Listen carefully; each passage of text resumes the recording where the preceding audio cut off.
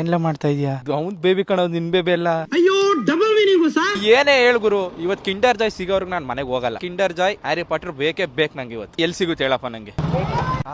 ಇಲ್ಲಿ ಸಿಗುತ್ತಲ್ಲ ಮತ್ತೆ ಕಿಂಡರ್ ಜಾಯ್ ಇದೆಯಾ?